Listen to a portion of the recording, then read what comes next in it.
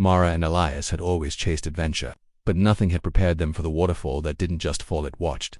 It waited, and it hungered for more than just water. The forest greeted me with a silence that felt wrong from the moment I stepped off the main road. I had expected the usual chorus of life that most trails carried: birds calling from above, insects humming from the undergrowth, the occasional crack of a branch beneath some hidden animal. Instead, there was only stillness, broken only by the crunch of my boots against gravel and the faraway roar of water. That roar had been my goal all morning, the waterfall people rarely spoke about, but which the old maps still marked. Curiosity pulled me forward, though with every step unease grew heavier in my chest. The trees towered higher the deeper I walked. Their branches curved together like skeletal arms, blocking out much of the sky. Light filtered in only in weak streaks, and in that dimness, every shadow seemed to thick. Every shape along the trail slightly distorted. My pace slowed as I studied the ground, realizing the path wasn't well worn as I had imagined. Roots split through the dirt, rocks jutted at odd angles, and patches of moss spread as though no one had set foot here for years. But the sound of the waterfall carried on, louder now, echoing across the valley. It should have been comforting, but it wasn't.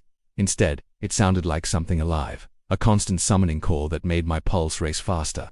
I followed it, convinced that once I saw the falls, the tension in my chest would break.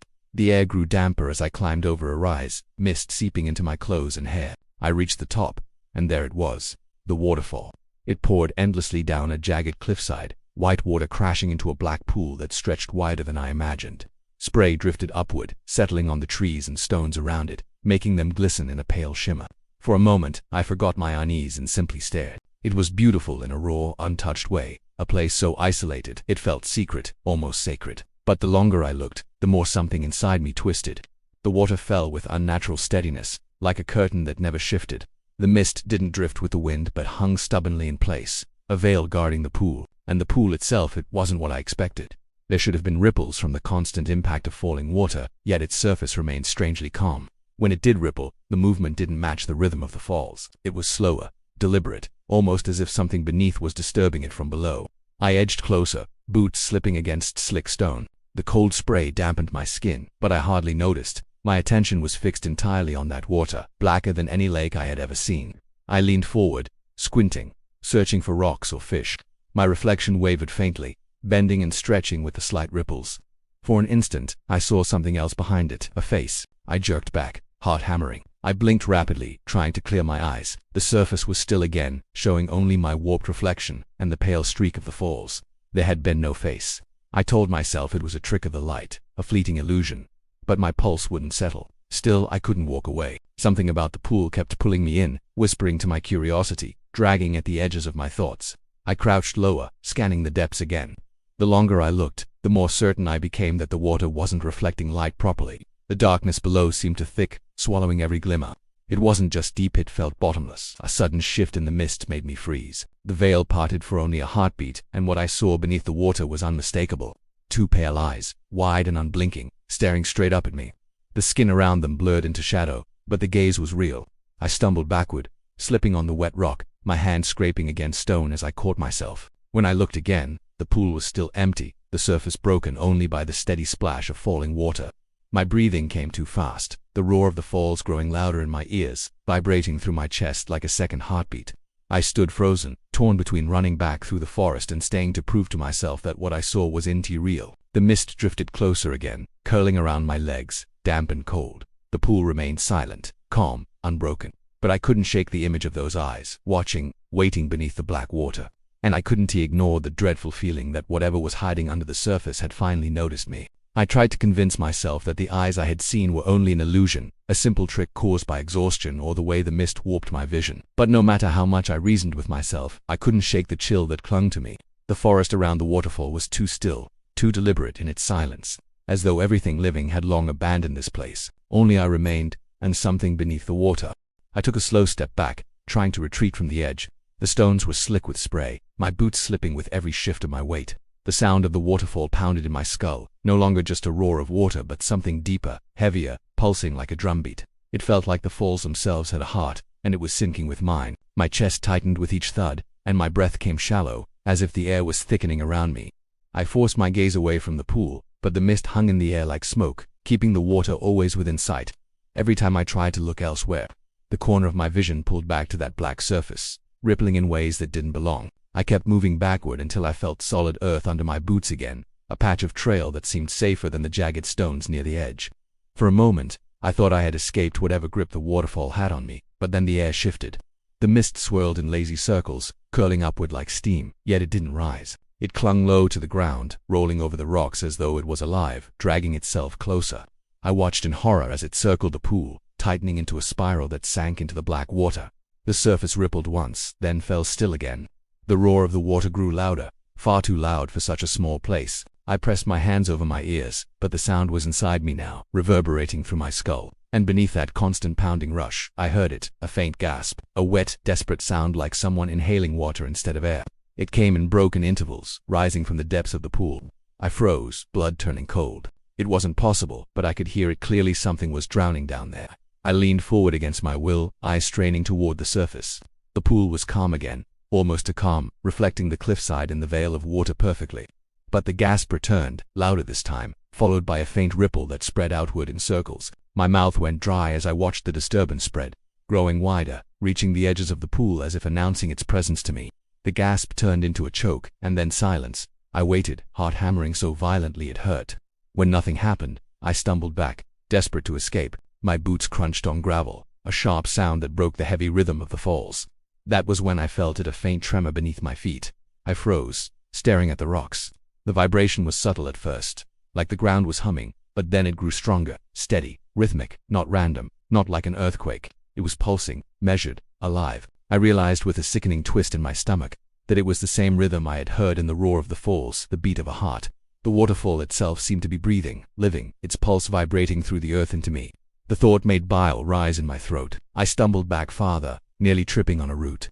My lungs burned as though the air itself had grown too heavy to breathe. And then the gasp returned, louder than ever. It seemed to echo through the trees now, bouncing off the trunks, circling me. The sound didn't belong to the pool anymore. It was in the forest, in the mist, in the air all around me. I turned sharply, scanning the trees, but there was nothing. Only the endless curtain of falling water and the suffocating mist curling at my feet. My body trembled as I realized the gasping was no longer coming from a distance. It was closer, right behind me, as if something had risen from the pool and followed me silently. I dared to glance over my shoulder. The trail was empty, but the mist was thicker, pressing against me like a living wall. And through the roar of the waterfall, through the steady pulse of the earth, I heard one final, unmistakable sound, a wet breath, drawn inches from the back of my neck. I spun around, but there was nothing behind me, only the pale mist, curling low to the ground, drifting with an unnatural weight as if it had substance. My breath came sharp and uneven, and though the air was damp and cold, sweat gathered on my forehead. I tried to steady myself, telling my racing thoughts that there was nothing there. Yet the memory of that breath, wet and heavy, lingered against my skin. It had been too close, too real to dismiss as imagination. I backed away, determined to leave, but the trail that had brought me here no longer looked the same. The dirt path blended with roots and patches of stone, twisting away into the trees like a stranger's road. I turned one way, then another, but every direction seemed wrong. I couldn't tell where the forest ended or where I had come from. It was as though the waterfall had pulled me into its own world, bending the woods around me to keep me close. The roar of the falls followed me wherever I stepped. It didn't fade as it should have if I were moving away. Instead it grew louder, as if the sound itself had attached to me, carried on the air inside my head. Every thundering crash of water against stone seemed timed to the racing of my heart, quickening when I quickened, slowing only when I paused in terror. I tried walking faster, nearly running, my boots catching on the uneven ground. Branches whipped across my arms, tearing at my jacket. The trees grew denser, their trunks warped, their bark darkened with moisture. I thought if I pushed far enough, I would break free of the sound, free of the mist. But the further I went, the more the forest closed in, until suddenly I found myself standing at the edge of the pool again. My stomach dropped. I hadn't turned back, yet here I was, staring at the same black water.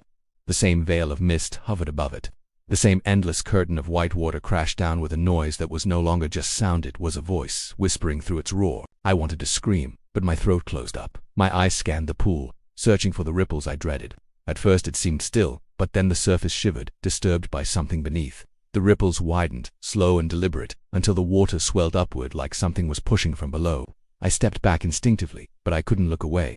The surface broke. For the briefest second, a pale arm burst through, slick with water, fingers stretching upward. The hand twitched, grasping blindly, before it slipped beneath the surface once more. The water closed over it as if nothing had happened, leaving only widening circles that lapped against the rocks at the edges. I staggered, heart pounding so violently I thought it might burst. My mind screamed at me to run, but my legs refused. The image of that hand wouldn't leave me. The way its fingers clawed at the air like someone desperate to climb free from drowning. The mist shifted again. Shapes moved within it, faint and almost human. At first I thought they were tricks of my vision, shadows cast by the water and the trees. But as the mist parted slightly, I saw them more clearly. Figures thin, translucent, their outlines quivering like reflections on disturbed water. They stood at the edge of the pool, facing it, motionless. Their heads hung low, their arms at their sides, as though waiting. My skin prickled, every hair on my body rising. I wanted to shout at them, but I couldn't. Something told me they weren't alive. Their faces, blurred by the mist, seemed twisted, stretched in shapes that suggested mouths frozen in silent cries.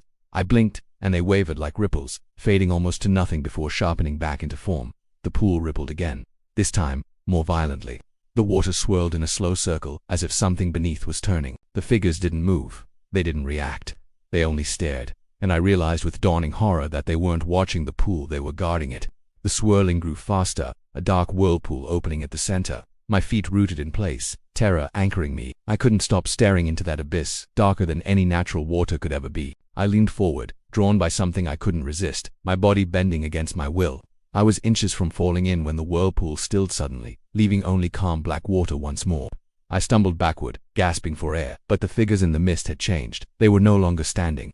They were facing me now, all of them, their hollow faces turned in unison, their blurred features fixed in my direction.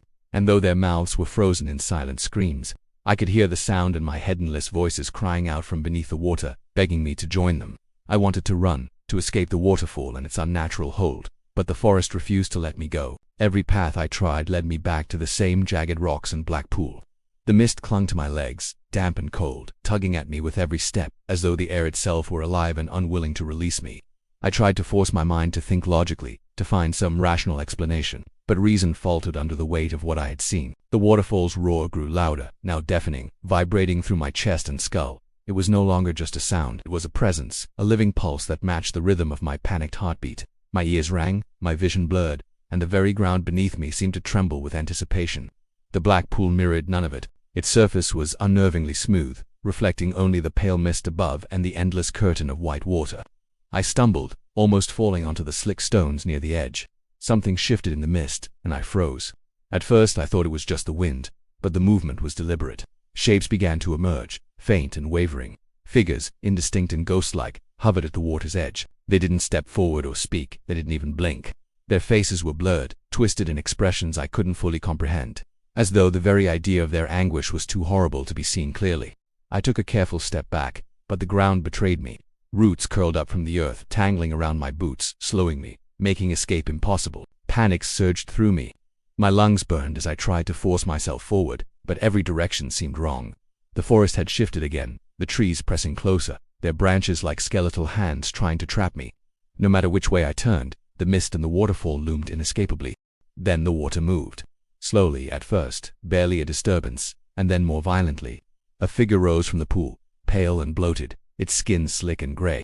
I froze in horror as it crawled upward, dragging itself onto the rocks, eyes black voids that seemed to swallow the light. Its mouth opened impossibly wide, releasing a gasp that wasn't just sound, it was a wet, choking scream that seemed to echo in my chest. I stumbled backward, slipping on the rocks, hitting my hands against the wet surface. The creature stopped for a heartbeat, staring at me with those hollow eyes. My instincts screamed to run, but my legs refused. The mist thickened around us, wrapping me in a cold embrace that made my teeth chatter. The other figures in the haze began to move, drifting closer in silence, surrounding me in their pale, quivering forms. The waterfall's roar changed. It was no longer simply falling water. It was a chorus of voices, crying, laughing, screaming, all layered into one endless, unending sound. I covered my ears, but it continued, seeping into my skull, driving me toward the edge of the pool. My mind reeled, and I realized with horror that the water wasn't just alive, it was hungry. I tried to scramble backward, slipping repeatedly, my hands scraping against the stones. The ground beneath me seemed to pulse in time with the waterfall, vibrating like the heartbeat of some monstrous entity. Every fiber of my being screamed that I needed to leave, that if I stayed, I would be consumed. Yet some force, subtle and irresistible, drew me forward, closer to the edge. Then I noticed the shapes beneath the water, moving just out of full view. Limbs, pale and thin, twisted and reached for the surface, disappearing just before I could see them fully. The mist parted slightly, revealing dozens of hollow faces pressed against the pool's depths. Their mouths moved soundlessly, crying out in desperation, their eyes fixed on me with longing and accusation. A hand broke the water suddenly, slapping against the rocks beside me. I jumped back, heart pounding, the sound of the slap ringing in my ears far louder than it should have. The figure pulled itself upward again, dripping wet, its black eyes unblinking and empty, its mouth stretching impossibly wide. I could smell decay and water, the air thick with something foul that made me gag. The other figures edged closer, their blurred faces sharpening just enough to show the raw terror in their expressions. They didn't speak. They didn't move aggressively. They simply watched, waiting, as though I had become part of the ritual, part of the waterfall's hunger. My pulse raced, and every instinct screamed to flee, yet I remained trapped in place, frozen by the sight of the pool and the figures it protected. Then the water surged violently, throwing a spray of icy liquid over me. I staggered back, barely catching myself, my chest heaving with panic. The figures rose higher, more fully now, their twisted forms glistening in the dim light. I realized with horror that whatever had emerged from the pool before wasn't alone. The water itself had become a conduit, a portal for them, and I was the only one standing in the way. And just as I thought I might collapse from terror, I felt a cold, wet hand brush against my ankle. The forest, the waterfall, the mist, all conspired to trap me, and I knew in that instant that there might be no way to leave. The pool had claimed me. I could barely move. My legs trembled, my body frozen with terror, but I could feel the presence all around me. The cold mist pressed against my skin, curling around my wrists and ankles like icy fingers. My lungs burned as I tried to draw a deep breath, but the air felt thick, heavy, almost liquid. The roar of the waterfall had grown deafening, pounding through my skull, vibrating through the earth beneath my feet, as if the very world was trying to pull me into the pool. I dared to glance down at the water, expecting to see calm once more, but the black surface churned violently, as if something beneath was shifting and gathering strength. The figures I had seen before emerged again, slowly rising from the mist. They didn't walk or crawl, they hovered, suspended just above the ground, pale shapes twisting and quivering like reflections in water. Their faces were clearer now, and my stomach churned at the sight. Their mouths were frozen in wide, silent screams, eyes empty, black voids that seemed to stare straight into me. I stumbled backward, away from the pool, but the forest offered no escape. The path I had followed here had vanished, replaced by gnarled roots and twisted trees that seemed to bend toward me. Every direction looked the same, a suffocating maze that funneled me inexorably back toward the waterfall. The roar of water beat against my ears, drowning out my thoughts, and through it all, I could feel a dragging sensation along the soles of my feet, like invisible fingers gripping me. Then I heard Ito wet, choking gasp right behind me. My heart leaped, my body stiffened, but when I turned, there was nothing. Only the swirling mist and the cold air that seemed to cling unnaturally to my skin. I tried to run, but the ground beneath me pulsed in rhythm with the waterfall, slowing me down, rooting me in place. Every step felt heavier, as if the earth itself were conspiring to keep me here. The water moved again, more violently this time. Something surfaced, pale and bloated, dragging itself onto the rocks. Its black eyes locked on mine, and its mouth opened impossibly wide, releasing a wet, desperate scream that echoed not just through the forest but inside my chest, vibrating in my bones. I stumbled backward, slipping on the slick stones, my hands clawing at the rocks to keep from falling. The mist swirled faster, thickening around me, blinding me, wrapping me in a living, breathing presence. Figures emerged on all sides now, rising from the mist, hovering in a circle around me. Their forms shimmered and distorted, pale outlines twisting unnaturally, faces frozen in silent torment. I realized with a growing horror that they weren't just guarding the pool, they were tethered to it. Their existence was bound to the water, their anguish feeding something beneath the surface. The black pool began to bubble, churning as if the water itself were alive. Limbs emerged, pale and bloated, reaching toward me, their movements slow and deliberate, like the pull of a predator testing the waters. I scrambled backward, my back hitting the roots of a tree, my chest heaving, my mind screaming that I had to escape. But there was no way out. The waterfall's roar became a chorus of wet, choking gasps, echoing endlessly, overlapping with the hollow cries of the figures. A hand broke the surface inches from my face, slick and cold, dripping water that smelled of decay. I recoiled, falling to my knees, and as I looked up, I saw more figures rising from the pool. Their eyes, black and empty, reflected nothing but the darkness of the water. Their mouths opened wider than humanly possible, silent screams that vibrated through the mist, through my ears, into my chest. I clawed at the ground, trying to scramble back, but the roots and slick stones betrayed me. My hand slipped, the cold water from the edge of the pool seeping into my gloves, chilling me to the bone.